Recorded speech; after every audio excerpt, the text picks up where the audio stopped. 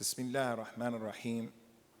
أن الحمد لله نحمده ونستعينه ونستغفره ونعوذ بالله من شرور أنفسنا ومن سيئات أعمالنا.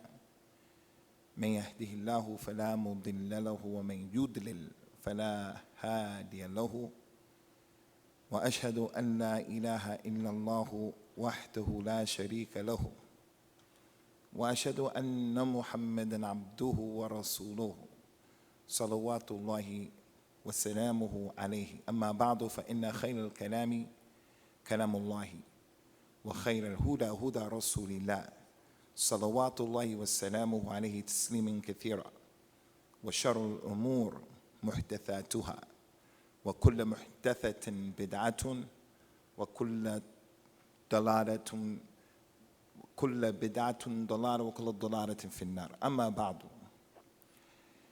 We're going to have, inshallah Azza wa Jal, a long session from now to until about 12:30.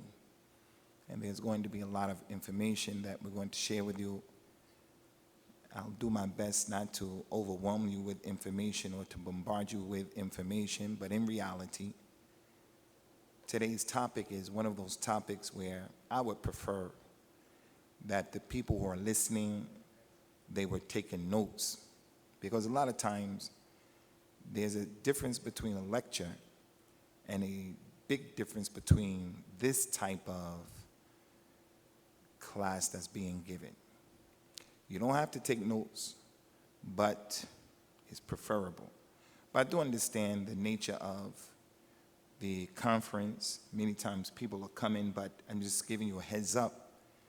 This is not necessarily a lecture to totally inspire. I think every speaker has to do his job in inspiring the people and informing the people. The two issues have to be brought to the table. The khutbatul Jummah is for inspiration more than anything. It's to inspire. So the Prophet ﷺ would become very passionate and angry, and his voice would rise, and his veins would pop out, and his eyes would become red, ﷺ, and they described his demeanor during the khutbah as a mundhiru jaysh, as if he was warning the people of an army that was coming, and they were about to be attacked. He said that his example, ﷺ, was like the Nadir al-Uryan, the naked warner. The naked warner.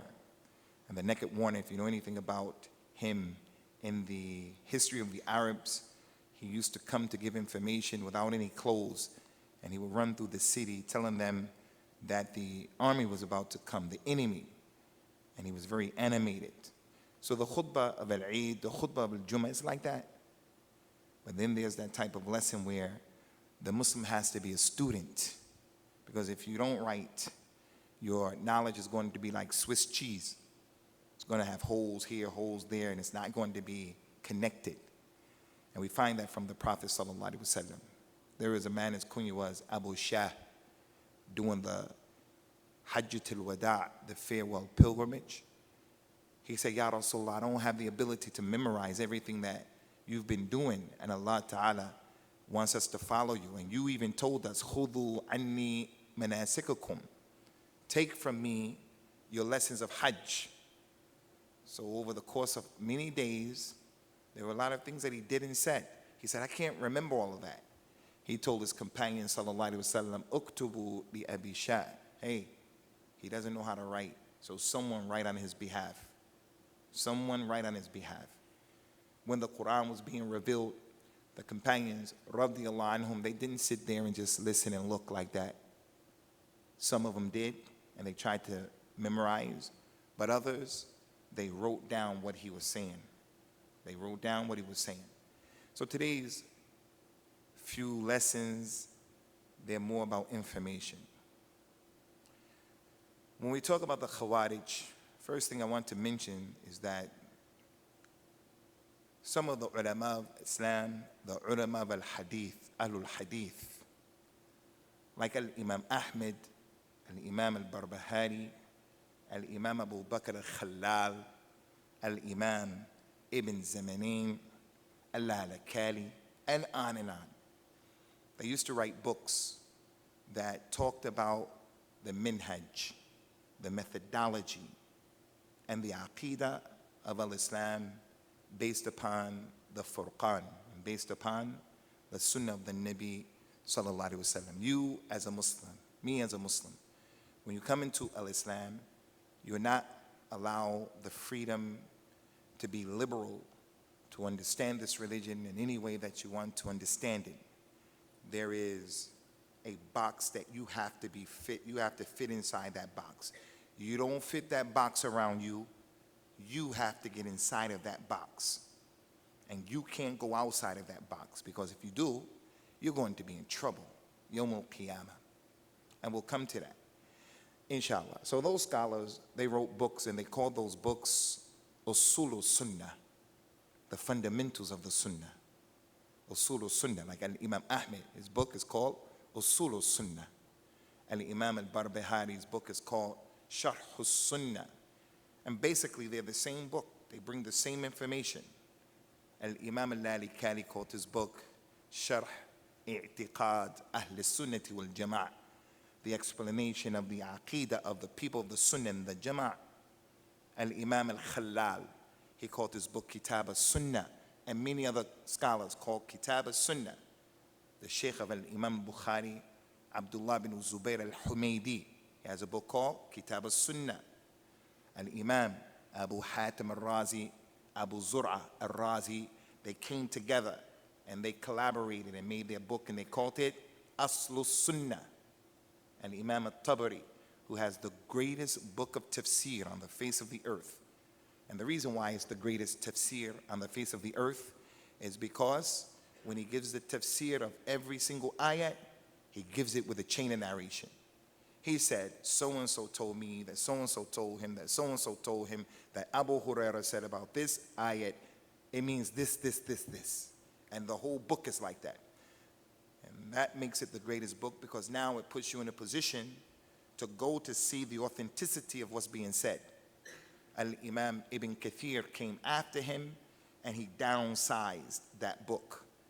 He downsized it.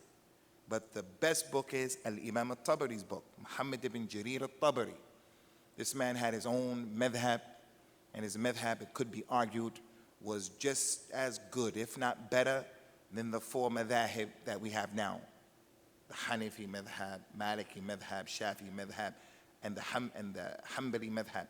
And I'm amazed in the UK. I didn't hear this dawah, this call, or this claim when I lived in America.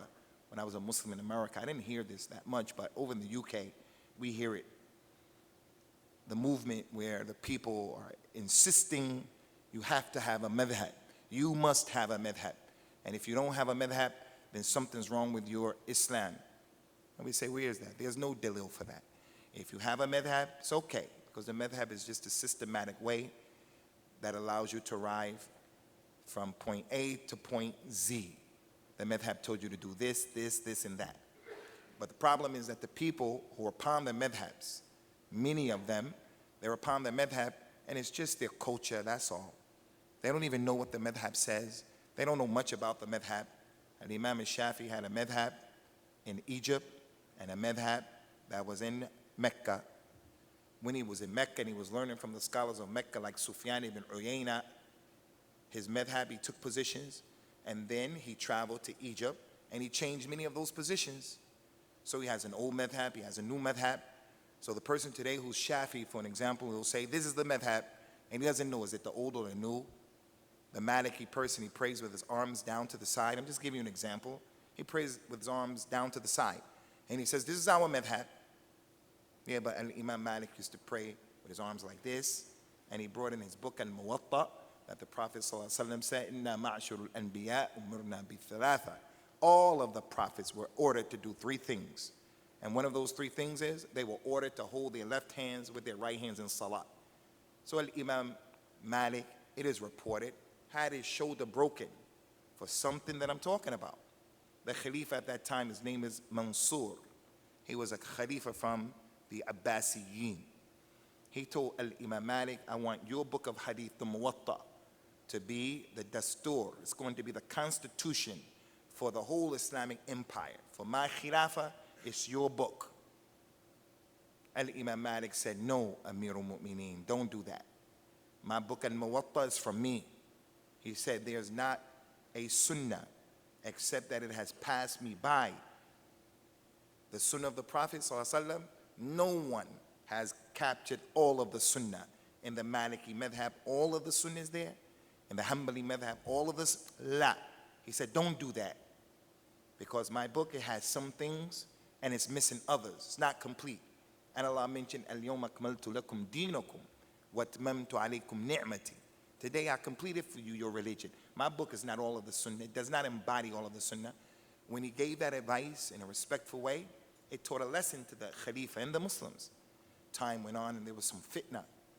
So this Khalifa al-Mansur, he wanted people to obey him indiscriminately and not to move out of his authority one fraction of an inch. So he said, anyone who disagrees with what I say, your marriage to your wife is null and void. Your marriage to your wife right now. He said that to the people. If I find that you disobey me and disagree with me in something, then I'm going to render your nikah with your wife, with your husband, batil, null and void. And I'm going to get Al-Imam Malik to support me. He said, you agree? I want you to put out that verdict, Malik. Al-Imam Malik said, no, Amirul Mu'mineen. The Prophet said, sallallahu alayhi wa sallam, kullu sharutan laysa fi kitabillahi fahuwa batil wa kana mi'ata sharut. Every condition that's not in the book of Allah, it is batil, no good, falsehood. Even if it's 100 conditions. He took Al-Imam Malik and whipped him and broke his arm, dislocated his shoulder. So he started praying with his arms down like this. So the person on the madhab comes and he says, you have to pray with your arms like this. You tell him, but the Prophet told you, sallallahu alaihi wasallam, to pray like this. He says, well, my madhab, the Imam must have known. Who said that the Imam must have known? Who said that? The companion of the Nabi sallallahu alaihi wasallam, Abu Musa al-Ash'ari, was from the ulama of the companions. He came to the house of Umar radiallahu anhu, knocked down the door. No one opened the door. He turned away. Umar came and saw him leaving. He met him in the masjid later on. He said, I saw you came to my house and you left. Why didn't you stay?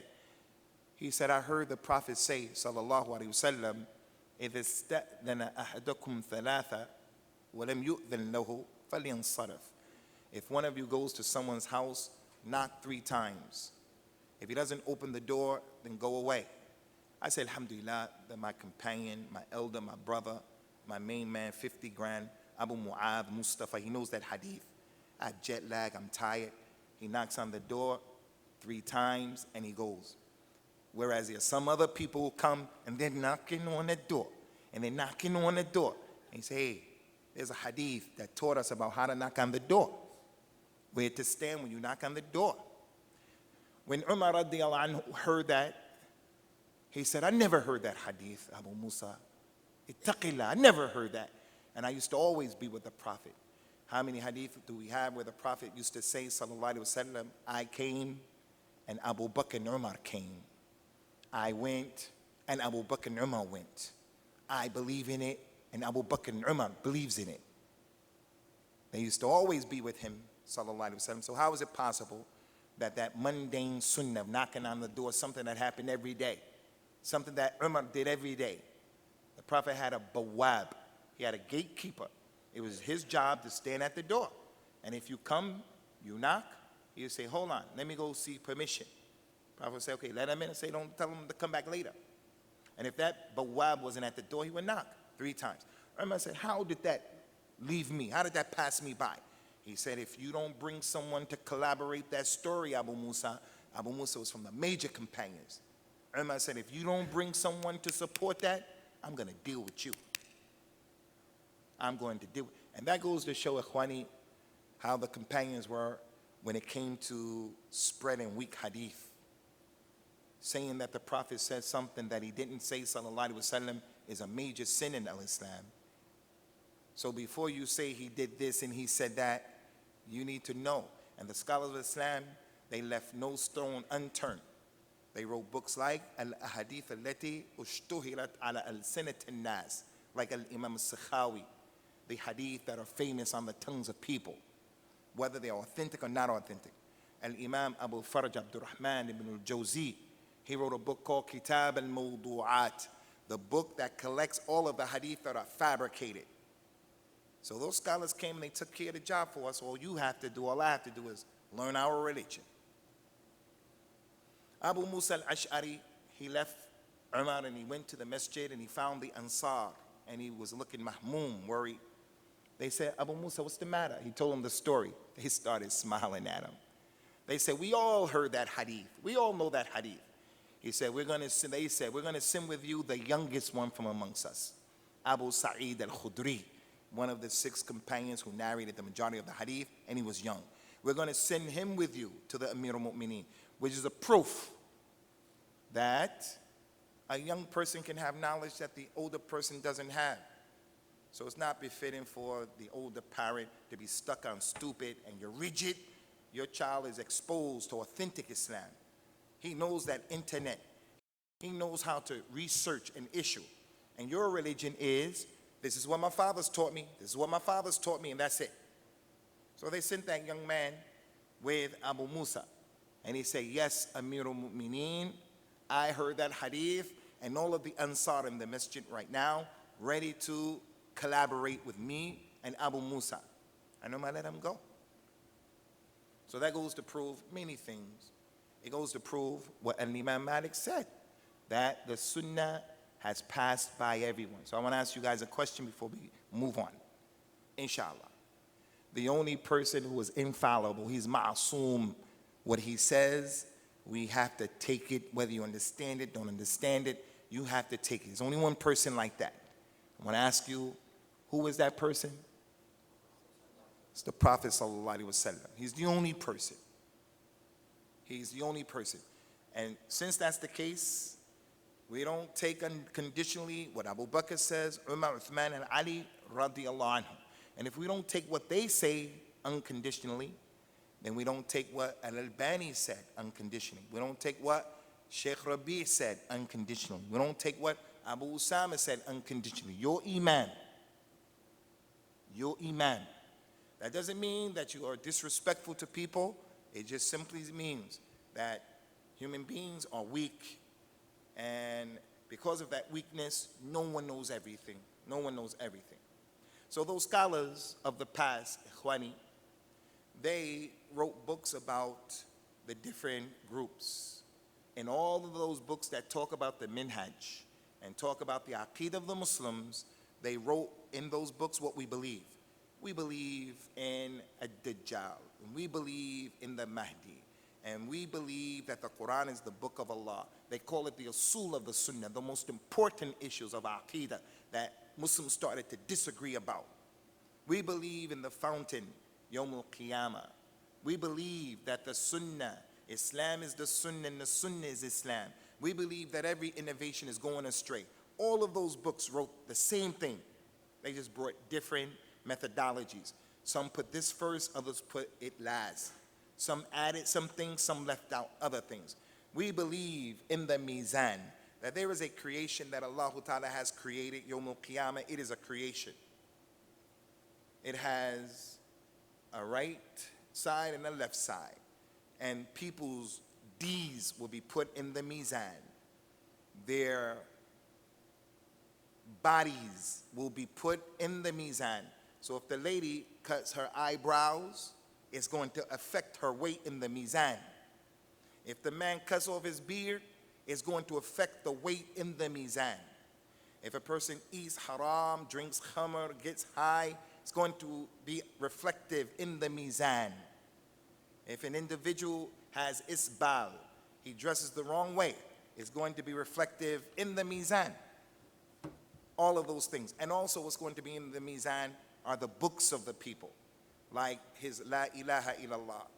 All of the scrolls of a man, 99 scrolls of bad deeds will be put in his Mizan, and then La ilaha illallah will be brought in the form of a card, like an ID card, a bataqa. It will be put, and it's going to outweigh all of those things. Some of the Muslims came, and they said, no, we don't believe in this. The Dajjal, we don't believe in that.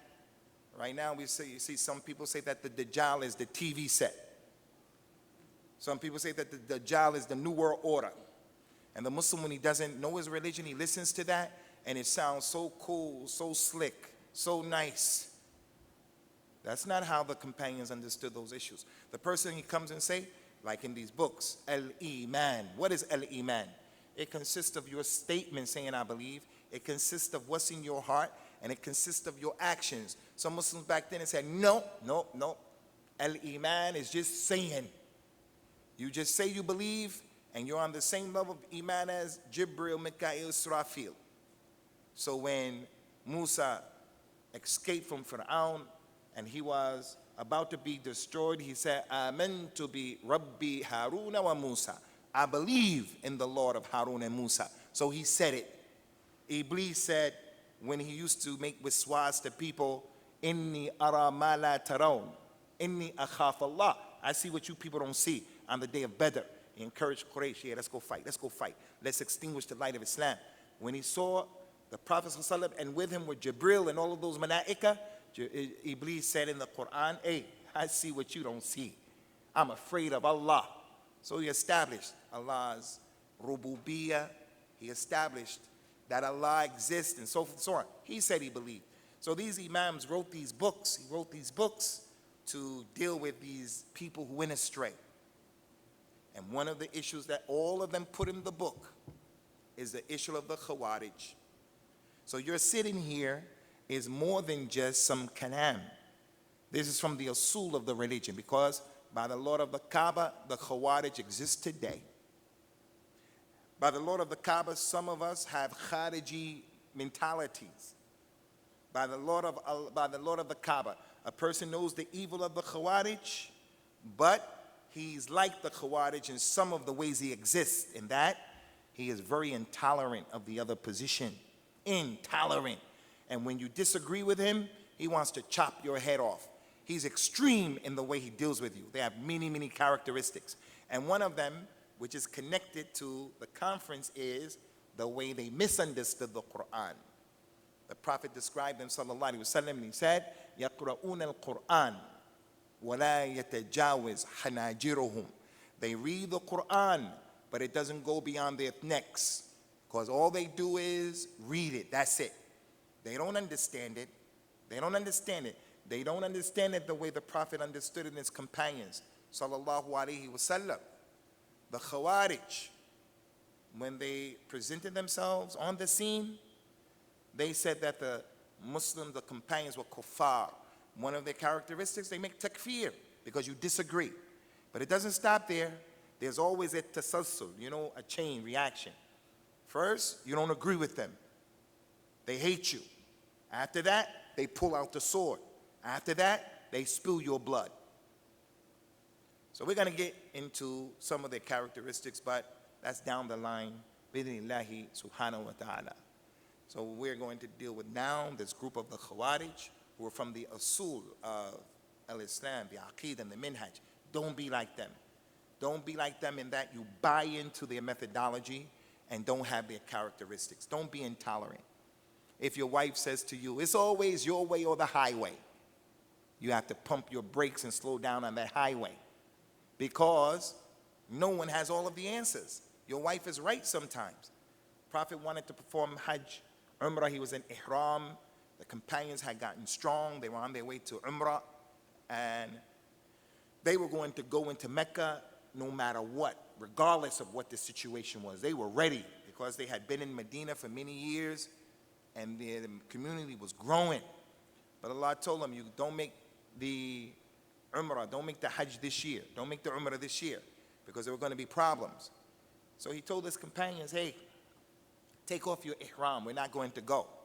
The companions, they didn't take them off. Not out of disobedience, but they didn't take their ihram off because they wanted the Nabi to know, sallallahu alaihi wasallam, we're here and we're going to support you and we're ready to die. It's not out of disobedience. We're ready to die. The Messenger of Allah became upset and he went into his house because they didn't listen to him. Not out of disobedience, but they were trying to show him, we're committed. Let's go. We'll deal with Quraysh. Although we don't have our weapons, when you perform Hajj or Umrah, you're only allowed to bring your sword. That's it. You may need your sword to defend yourself from some animal or something, but you can't bring the weapons of war. They weren't ready. They were at a deficit if they were to meet the enemy. He went into his house. His wife, who was performing Hajj with him at that moment, said, Ya Rasulullah, what makes you angry? He said, I told the people to take off their ihram and they didn't do it. She said, Ya Rasulullah, why don't you take off your ihram and then you go out before them? He didn't say, hey. There's a weak hadith that says, if a woman advises you to do something, do the opposite. The Prophet never said that, but it's a common hadith. So when I have my clothes and I say to my wife, okay, what hat do you think I should wear? She'll pick this hat. I'll take the other hat. And I'm playing with her when I do that. I'm joking with her when I do that. But some people really believe in the hadith, if a woman tells you to do this one, do the other. Now, I'm not saying this in order to ingratiate myself to I'm telling you this is the weak hadith, got to avoid it. And the story of his wife goes to show the Prophet sallallahu alaihi wasallam, he used to listen to the advice that other people had. So what are you talking about? You're from the Khawarij. If someone disagrees with you, you will cause a disruption that may be to the detriment of the whole community, the whole masjid, the whole family. So they have many characteristics. Another issue, Ikhwani, before we get into the meat and potatoes of this issue, bi-idhnillah, is there are many groups that the Muslims have created for themselves. Listen to me very carefully, because I bite my tongue for no one and I'm not speaking out of the side of my mouth. It is not permissible for any Muslim here to be with a single group that the Muslims have created for themselves. Not one. These groups have done nothing but cause the ummah to be weak. There's some benefit in it, because even the broken clock is correct 2 times every day. The Prophet says, sallallahu alaihi wasallam, "Lo arada Allahu an la yu'sa lamma khalaqa iblis." If Allah wanted to not be disobeyed, He wouldn't have never created Iblis. It doesn't mean Allah wants to be disobeyed. But if He wanted for people not to make any mistakes, He would have created us like malaika. La ya'asuna Allah ma amarahum wa yaf'aluna ma yu'marun. They don't disobey Allah and what He told them to do. They have no free will. He would have created us like malaika. But He created Iblis. And that evil thing, as the hadith said, وَهُوَ رَأْسُ الْخَطِيَّةِ, he is the head of all mistakes. He is the source of all problems. But he was created. Why? There's some benefit in that Iblis. From the hikmah of his creation, some people are going to be in the Jannat al-Firdaus. From the hikmah of his creation, it is known who's a true believer and who's just giving kalam. Through his creation, so many benefits come from it. So many benefits come from his creation. So there's good in everything. So there's some good in those groups, but it's not permissible for you to be in any of those groups, because the Qur'an and the Sunnah told you don't do it. And we'll come to that, inshallah. But concerning those groups, the Prophet spoke about some of them by name, and some he didn't. He spoke about the Khawarij by name. He also said, sallallahu alaihi wasallam, al-qadariyatu majus hadhihi al-ummah. The Qadariyah, they are the Magians of this ummah. The Magians, they used to believe in the God of light and the God of darkness. 2 gods, the God of good and the God of evil. So the Qadariyah, the people who messed up in the understanding about the Qadr. So he mentioned them by name. Another group he mentioned by name are the Khawarij. He says, sallallahu alaihi wasallam, in a number of hadith, al-Khawarij kilabun nar. They are the dogs of the hellfire. And he called them by that name. And he identified the man who they came with, or they came from. So it's a serious issue that the Prophet would mention them by name, sallallahu alaihi wasallam. For those of you who are writing right now, it's really important, if you want to go a little bit further in terms of learning about these groups because it is important to know what they say and what they do. And people may not be from these groups, but the way they exist, the way they are in Islam, they're from the group. There are 4 or 5 main groups. The first one is the Rawafid, the Rafida of Iran and Iraq, Syria, Afghanistan, Pakistan, India, the Shiite of Iran, the Ithna Ashariya, the 12 Imamas. I became a Muslim, I almost went with those people because in 1979, as a young man in 79, I remembered very vividly that when the students of the Tehran University stormed the American embassy, they took the people hostages. One of the first things that they did was they freed the African American Marines. And they said in public, we don't have any problem with you African Americans, you are oppressed in your country. They said it in 79, and the man gets shot right now in Ferguson, New York, Ferguson in that place, and other places. Black people get shot left, right, and center, and we just see what's happening. I was impressed with that. And I said, yes, those people are okay. Those people are okay. Because at that time, especially when I came into Islam, I had no minhaj. I had no minhaj. I didn't know what I was doing. So I said, the enemy of my enemy is my friend. That was my minhaj. And that's the minhaj of many political groups. The enemy of my enemy is my friend. O.J. Simpson is innocent. Why? Because he's black and I'm black. No. I have a minhaj. In my religion, I have to judge based on proofs. I don't judge based upon color. I don't judge based upon hearsay. I don't judge based upon my desires. I have to judge with proofs. The enemy of my enemy. He doesn't like America, so they're okay.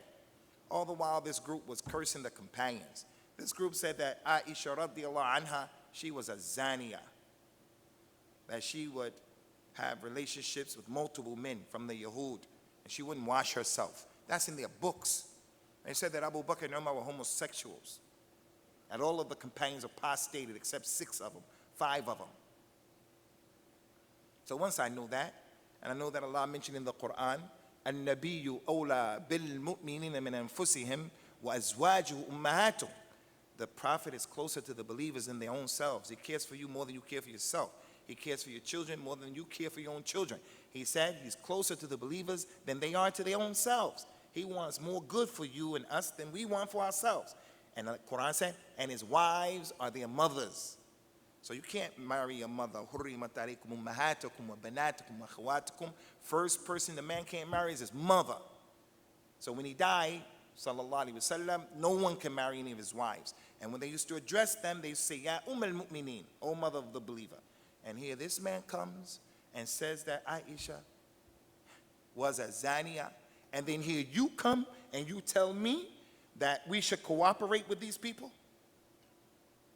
Hassan Nasrallah in Lebanon is a very good orator. He speaks Arabic very well.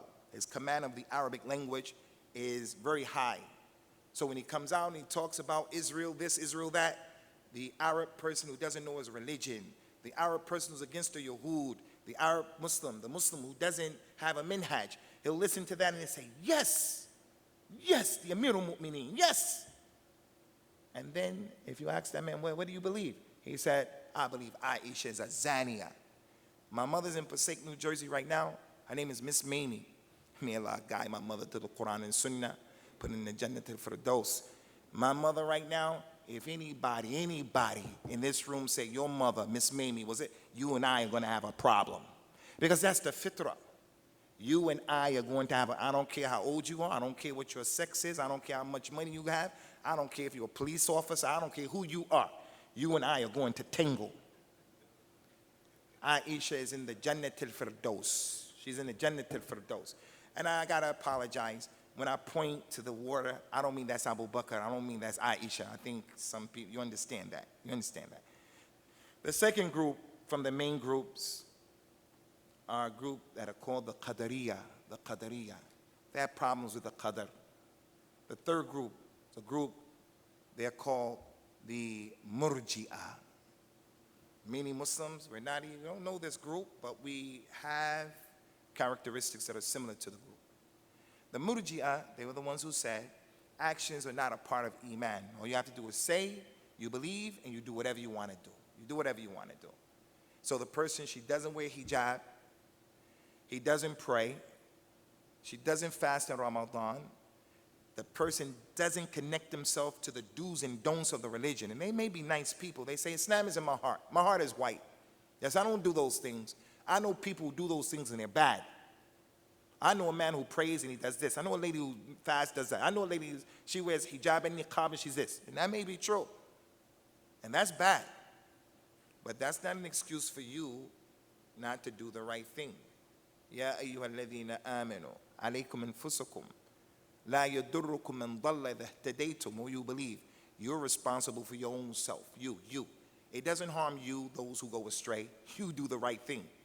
So the person says, Islam is in my heart. That's what the Murji'ah said. Don't do anything. You don't have to do anything. And then the fourth group is the Khawarij. And from these four groups came the 73 sects. From these four groups came subdivisions and subdivisions of those subdivisions. And that's how we understand the 73 sects. And we're going to come to that, inshallah azza wa jal.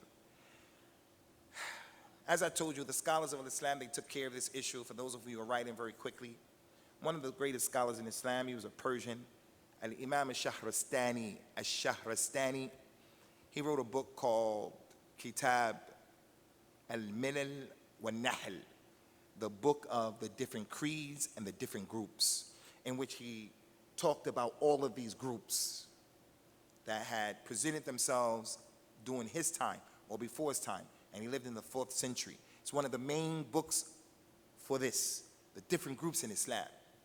Some of them are out of Islam, and some of them are in Islam, barely. Another one is the tremendous scholar Al-Imam Ibn Hazm, who was from Spain. Ibn Hazm has a book called Al-Fasl. In that book, and I think that Ibn Hazm Ikhwani is probably the second greatest writer in this religion. Many of his books were burned because of his political adversaries and his religious adversaries. In Spain, where he was at, in Andalus, he had a lot of political opponents and a lot of religious opponents, and the man was tough. He didn't care what you said. He's a great scholar, but perfection is only with Allah. If you disagreed with him, he would deal with you. So he didn't agree with Al-Imam Abu Hanifa, and he was very tough with Abu Hanifa. So the scholars used to warn the student of knowledge, the Muslim, but especially student of knowledge, beware, beware of the tongue of Ibn Hazm and the sword of Hajjaj ibn Yusuf al-Thaqafi. The sword of Hajjaj was killing people, from them the companions. The sword of Hajjaj and the tongue of Ibn Hazm, they were like brother and sister, meaning don't be tough, don't be rough. Allah mentioned to the Prophet sallallahu alaihi wasallam, "Lo kunta faddan ghalidh al-qalbi lam faddu min hawlik." If you were rough and tough with them, coarse, rough and tough, they would disperse from you, Ya Muhammad. That's the fitrah. Nobody wants someone to deal with them too rough and tough.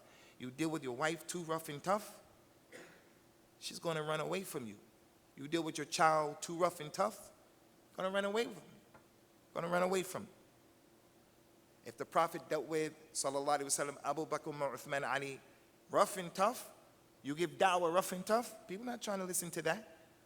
You have to give it to the people easily. So Allah described them, وَمَا أَرْسَلْنَاكَ إِلَّا رَحْمَةً لِلْعَالَمِينَ. So those are the four groups that these scholars put a lot of information on. Shahrastani, Ibn Hazm, and the great scholar Abu al-Hasan al-Ash'ari. Abu al-Hasan al-Ash'ari, he has a book called Maqalat al-Islamiyyin, the statements of like the Muslims, these different groups. Those are the three main ones a long time ago. During this time, some good scholars wrote some good contemporary books. One of the best ones is a book by our Sh.Abu Usamah Al-Hilali, student of Sheikh Nasiruddin Al-Albani rahimahullah ta'ala. He has a book called Al-Jama'at Al-Islamiyya, in which he tells the history of the Ikhwan Muslimin, Jama'at Al-Tabligh, the history of the different Sufi groups, the history of Hizb Tahrir, the history of Al-Jama'at Al-Islamiyya of Egypt. And he says what they did good and what they did wrong. So the point is that Allah commanded, فَاسْأَلُوا أَهْلَ الذِّكْرِ إِن كُنْتُمْ لَا تَعْلَمُونَ. Ask those who know if you don't know. It goes to show that the scholars took care of this issue. It's an important issue, especially for the revert who has no background information, and he comes into the religion and he doesn't know who's who. He doesn't know who's who. I came into this religion with people from the American Muslim Mission. They were in the Nation of Islam, and then they became real Muslims. That's who I became Muslims with, because they were in my community. I didn't have much information, but I was reading the Qur'an. So when they were telling me things, I was saying, hey, I don't know. You people who I'm with, you're not putting enough emphasis on the Sunnah. But Allah blessed me. He blessed me to want to research and to search. So I found my way into what I perceive as being the proper Islam, inshallah. The great scholar of Islam, Abu Bakr, Ayyub al-Sakhtiyani, tremendous scholar in Islam, he said from the best favors of Allah, the biggest ni'mah that Allah can give to a Ajami and a Feta, a non-Arab person, Ajami. He doesn't know Arabic language. Like our brother the other day who read that Qur'an, he doesn't know the Arabic language. If he knew the Qur'an, if he knew Arabic, he could open the Qur'an and get a deeper, profound meaning. He can go back to the books and get the tafsir. But when he's from Pakistan, Africa, and these places, Caucasian, revert, he can barely read it. He doesn't know what's going on. So he said from the greatest favors that Allah could bestow upon an Ajami or a young person. Why a young person? Because a young person is easily influenced. He's going to follow the crowd. If they smoke cigarettes, he's going to smoke cigarettes. If they have a boyfriend, he's going to have a boyfriend. If they are disobedient to their parents, he's going to be disobedient to his parents. At-tuyur ala ashkaliha taqa. Birds of a feather flock together. That's just natural. So he said the greatest ni'mah that Allah could bestow upon an Ajami and a young person is that he guides him to a person of the Sunnah, an Imam of the Sunnah. Because the Imam of the Sunnah is going to take the Ajami and tell him the correct version of Islam. The young man, he's going to be affected. And that's one of the characteristics of the Khawarij. The Prophet said about them, sallallahu alaihi wasallam, that they were Hudathal Asnam, Sufahal Ahlam. They are young in age, and they have crazy ideas. Ideas that don't make any sense. Ideas that are counterproductive. Ideas that a normal human being would say, that doesn't make sense, what you're doing. And I always give this example because this is a problem we're dealing with in the UK. I don't think this is a big problem in America. In the UK, we have a girl, she was in Cambridge University, and she was a gifted student. But she was disconnected from her parents in her room, learning how to make bombs over the internet. She called herself the lyrical terrorist. She was in contact with other people of like mind from the youngsters. So these sites are being monitored, so they came and they called her. When she went to the prison, the judge said, you, young lady, are an enigma, something difficult to understand. You have a 3.9 GPA. You're in the beginning of your life, 19 years old. You have your whole life in front of you. You should be thinking about getting a master's degree, then a PhD. You should be thinking about getting married. You should be thinking about your future. You're thinking about blowing up people and killing people. You're an enigma. Why? Because she's young, underdeveloped. Here in America, Somali kid, his country was decimated from tribalism, civil war. You go to the Guinness Book of World Record, the longest civil war known to man, 23 years in Somalia, tribalism. And they have a group of Khawarij called the Shabab in their country. Young man, he leaves Somalia, he goes to Seattle, Washington. 3-4 years ago, the FBI entrapped him. They went to him, found out he was radical. They said, you know what? We need to bomb the city center in this place in Washington, Seattle, Washington. When they turn the lights on Christmas, we're going to blow him up. They entrapped him, but he was into that. 19 years old, finds himself in that situation. So the Khawarij are young. If I say to someone in this audience, like Sheikh Yusuf Abdul Wahab, our elders who came from Beacon, New York, or is it Poughkeepsie, Beacon, New York? Our two sheikhs sitting back there with the orange, beautiful orange in their beards. May Allah preserve them, give you longevity. Hey, Sheikh, here's a bomb. I want you to go upstairs on the 6th floor, put it on the door next to some people, blow it up. He's going to say, are you mad? Are you Majnoon? The Sheikh, he may not know 5 surahs. He can't read 5 surahs. The Sheikh, he can't read 5 surahs. But he knows from experience and common sense. This is not my religion. It's the young man who buys into that. So those 3 books are the major books, but I would advise anyone who speaks Arabic to look into getting the book of the Sh.Abu Usamah Salim al-Hilali, Hafidhahullah ta'ala, because it's a contemporary book that crosses the T's and connects the dots for what we need today. After that, Ikhwani, we move on to the next point, or should I take a break right now? It's up to you. You're the boss with the hot sauce. Huh? Well, we keep going. We'll keep going. I need some continuing, to have some continuity to this situation. We'll stop in a few. Hey, guys, those who are writing, those who are not writing, remember what I'm about to tell you right now. There's a thing that the scholars of Islam, they called it the maqasid of the Sharia. The maqasid of the Sharia. The goals and the objectives of the Sharia. This religion has some goals and some objectives. And that's why things are halal and things are haram, because there are goals and objectives. Allah is Al-Hakim, He is Al-Alim, Allah is Azim. Allah is not ignorant, hasha lillah. And His religion isn't a religion of ignorance. This is a religion of hikmah. وَتَمَّتْ كَلِمَةُ رَبِّكَ عَدْلًا صِدْقًا وَعَدْلًا وَتَمَّتْ كَلِمَةُ رَبِّكَ الْحُسْنَى. The way that Allah made this religion, someone would come into this religion and just say anything and do anything. I was talking to a brother earlier today. One of the biggest sciences in ilm al-hadith is the science of al-jarh wa ta'dil. Al-jarh wa ta'dil. How did the scholars of hadith preserve the sunnah? By critiquing the narrators. And there are only a handful of scholars who excelled in this knowledge. Only a handful. Out of all of those scholars that there are, all of those books in hadith by the different authors, only a handful of scholars knew this science. And they said that this science was like magic. Not magic, but magic in that the average person who knows this religion, he doesn't know this science. And this is his field. He's a muhaddith. You know, like when you go to Arabia to perform Hajj or Umrah, you see the man sitting on the thing is the sarraf. You bring him $100 bill, you give it to him. It looks real to you. When you give it to him, he takes it, he'll rip it up and say, hey, what do you do? I'm going to call the police.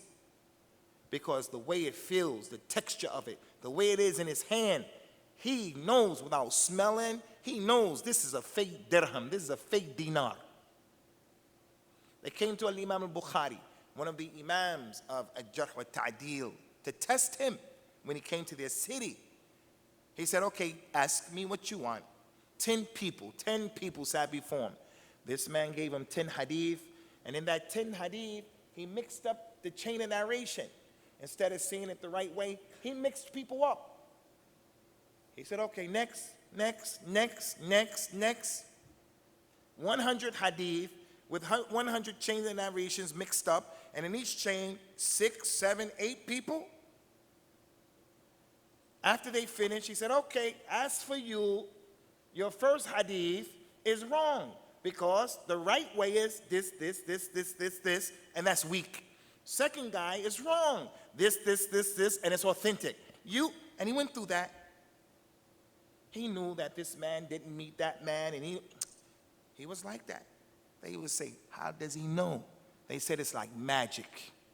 That's one of the ways that Allah preserved this religion. So when the person comes who doesn't know his elbow from his ankle bone, he doesn't know Nun Sakin. If Nun Sakin hit him on his head, he doesn't know this is Nun Sakin. He comes and he says, the ulama kuffar. The ulama don't know. The scholars are scholars for dollars. The scholars are with America. Yahi, go and learn Nun Sakin before you say something like that. I just told you earlier, the scholars don't know everything. They don't know everything.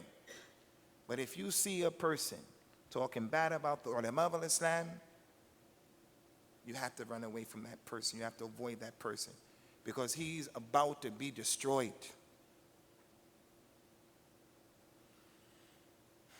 One of the greatest and most important goals and objectives of this religion is unity. Unity. Unity. It's one of the most important aspects of Islam. And that's why we have all of those ayat commanding to be united, and all of those ahadith commanding us to be united. All of those ahadith prohibited us from being divided. All of those ayat prohibiting us from being divided. From the wisdom of Allah Azza wa Jal is that He gave us as a blueprint for success the companions, and they were different. The people of Quraysh were different tribes in Mecca. In Medina, you had the Aus and the Khazraj, and they were racist amongst themselves. And their society was built and predicated upon division.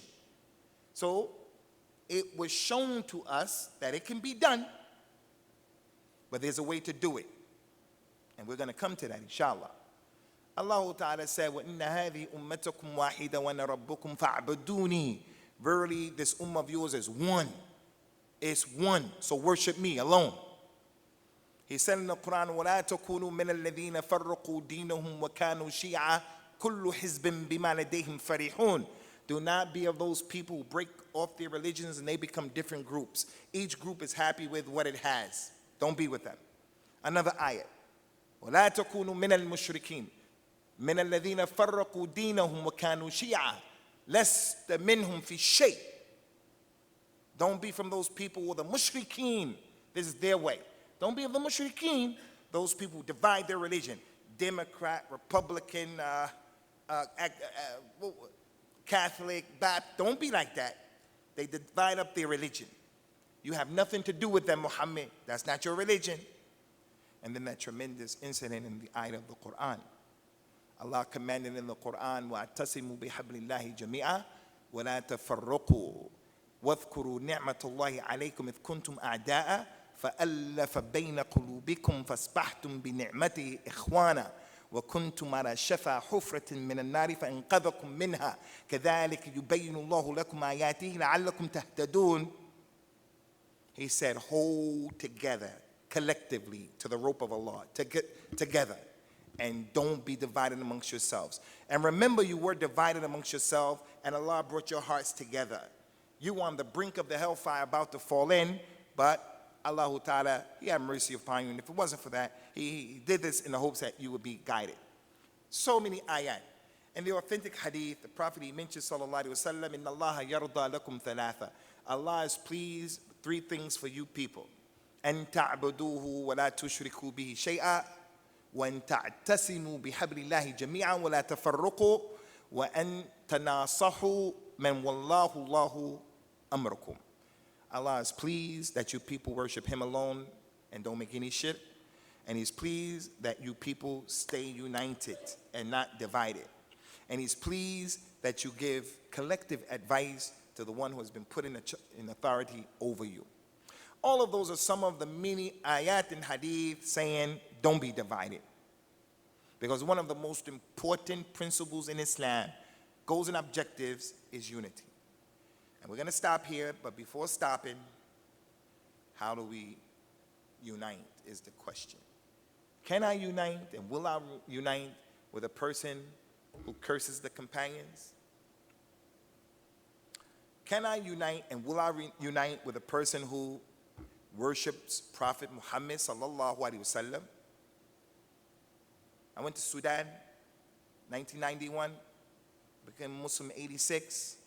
When I went to Al-Medina, the Arab world was close to me, Africa was close, so I traveled all of those years, 8 years, all over around the place. I went to Sudan, and anyone who's been to Africa, especially West Africa, Central Africa, and some parts of East Africa like Sudan, Eritrea, Ethiopia, Djibouti, although they have a lot of resources, the standard of living is a problem. So Sudan is a country, may Allah bless the Sudanese people. Sudan is a country where the infrastructure is a bit, it's a problem. The lights go off, electricity goes off. Unless you're from the affluent people, you're not gonna have a refrigerator with food in it. You don't go to the store and shop for a week or a month. You go daily, bring your meat home, and you cook that meat and eat it. Because the electricity goes off, and it's common. We're having a walima, and we're here right now. Suddenly, the lights go off. No one gets bent out of shape. They just get the candles and light the candle, and we keep it moving. I met a brother from America who was a bit older than me, and this is the point he came. He met me, heard about me, and he heard I was in the city. I'm from America, he's from America, African-American, he's African-American. He hooked up with me. We started talking, we hit it off. I said, what are you doing here in Sudan? He told me, I'm here to travel up to Dungala, and that is a place far from where we were in Medina. What are you traveling to Dungala for?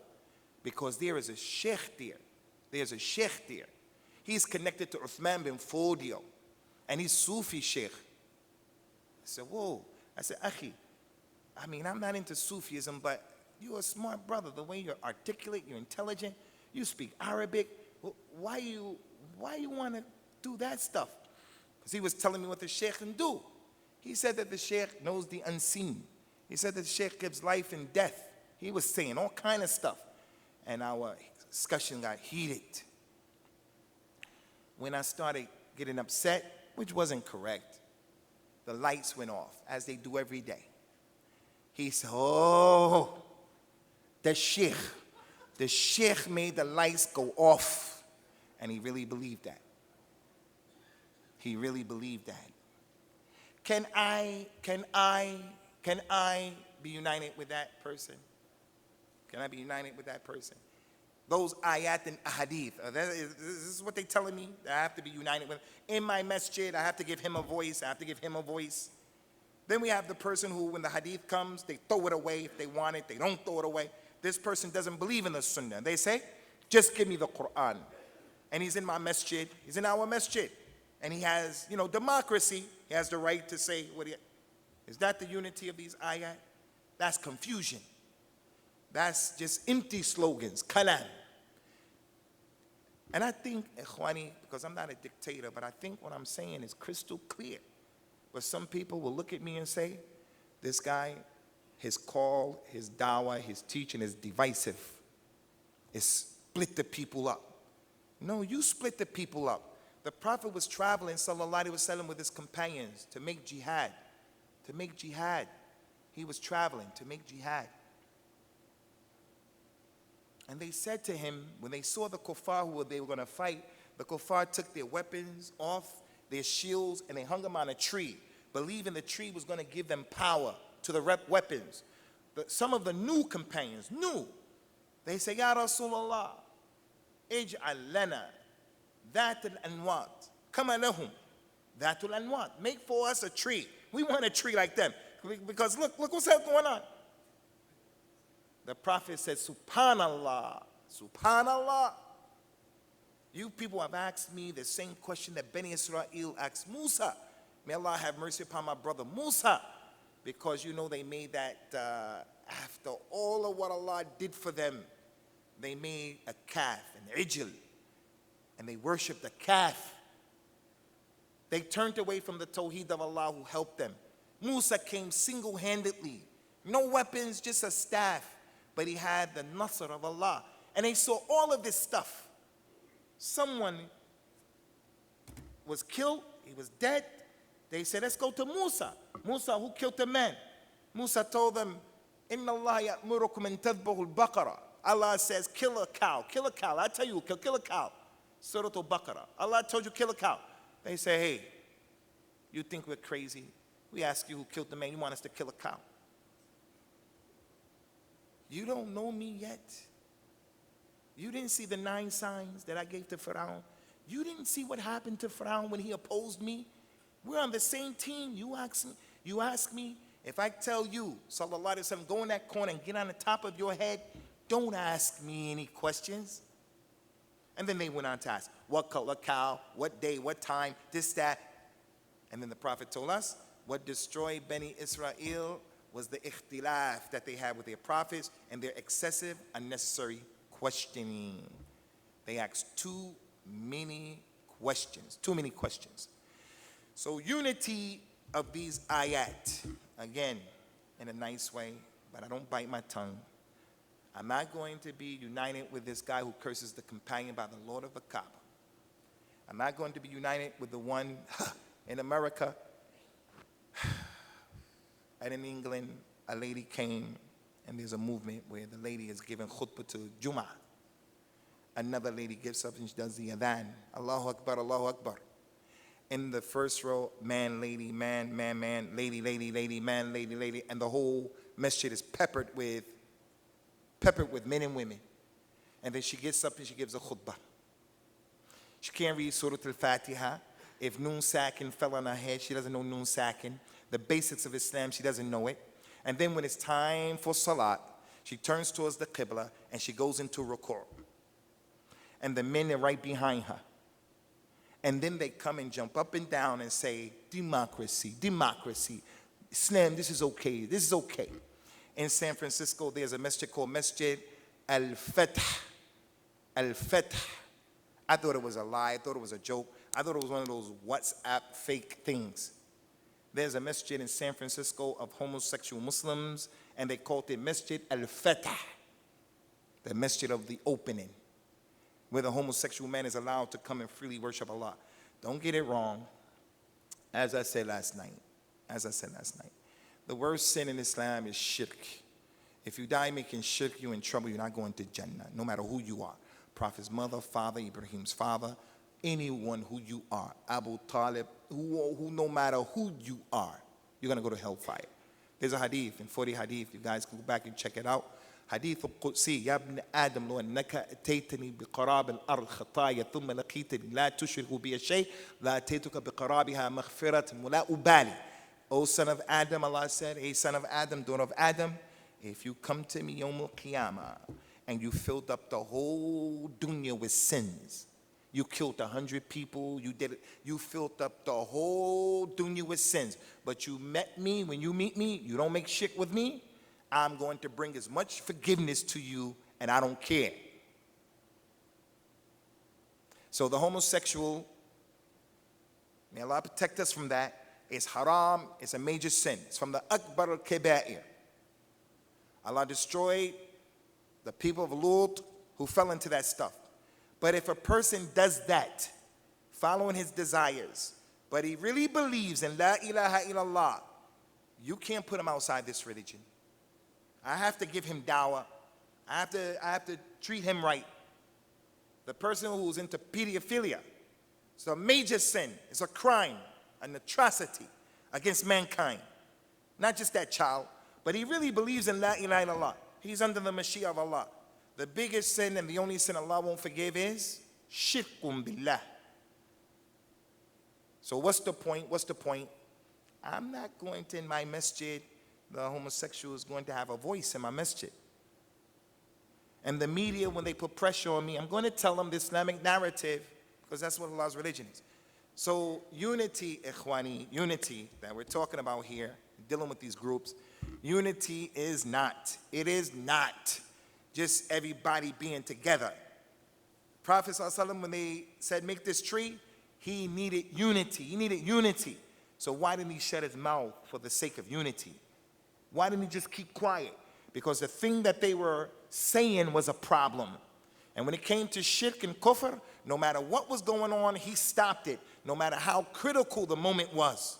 No matter how much power he needed in terms of the people, he didn't acquiesce and he didn't do what we think is hikmah, where a person is going to be quiet for the sake of the overall good. No, that's going to hurt you. Kuffar came and said, Ya Muhammad, listen, we see your religion is growing. You're growing. Every day you're growing. We can't stop you. This is what we want to do. We want to offer you a deal. We'll worship Allah this year alone. But next year, would you agree to worship our gods? Allah revealed the surah, قُلْ يَا أَيُّهَا الْكَافِرُونَ قُلْ يَا أَيُّهَا الْكَافِرُونَ لَا أَعْبُدُ مَا تَعْبُدُونَ وَلَا أَنْتُمْ عَابِدُونَ مَا أَعْبُدُ. The end of the ayah, لَكُمْ دِينُكُمْ وَلِيَ الدِّينِ. I can't bend the rules in that. A man was on his camel. They're going for jihad. He's on his camel. His camel threw him off. He got up and said, La'natullah on you, camel. Prophet heard it. He said, let that camel go. Let him go into the desert. Take your things off and let him run in the desert.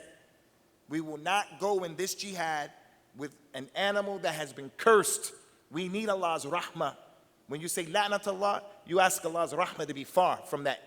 We don't need something that the curse of Allah is with us. So the point here, ikhwani, is unity, it has its understanding and it has its application. So the ayah that we mentioned, وَاعْتَصِمُوا بِحَبْلِ اللَّهِ, hold on together and be united, holding on to the rope of Allah. The Prophet said about that ayah, sallallahu alaihi wasallam, Al-Qur'an, هُوَ حَبْلُ اللَّهِ الْمَمْدُودِ مِنَ السَّمَاءِ إِلَى الْأَرْضِ فَخُذُوا بِهِ وَاسْتَمْسِكُوا بِهِ. The Qur'an is the rope of Allah. It extends from the heavens to the earth. So hold on to it tenaciously and follow it. And follow it. Abdullah ibn Mas'ud, he said, the Jama'at, he said the group, the Jama'at is the haqq. The Jama'at is the haqq, even if you're by yourself. If you're the one person who stands up and you say the truth, and everybody else from the Muslims are doing something else, you are the group by yourself. Although they're all with you in their bodies, but you're on the haqq. Like Abu Bakr radiallahu anhu, when the Prophet died, sallallahu alaihi wasallam, all of the companions were against him, his opinion, when he wanted to fight the people who apostated. They didn't want to give zakat. They said, we're not giving the zakat. Abu Bakr said, I'm going to fight you. If you used to give the Prophet this much and you refuse just to give me this much, I'm fighting you. Umar said, what are you doing? You can't do that. They said, La ilaha illallah. And he gave them the proofs. He gave them the proofs. So you're the group if you're by yourself. We're going to stop here, ikhwani. And that was like the introduction to the program. And we'll take 10 minutes, 5 minutes, because we have to stay within the frame. We have to take 5 minutes, inshallah, to stretch your legs, get some tea, get some water, whatever you have to do. And then we'll resume in 5 minutes, bi'idhnillah. Akhi Sa'ad, as'adakallah.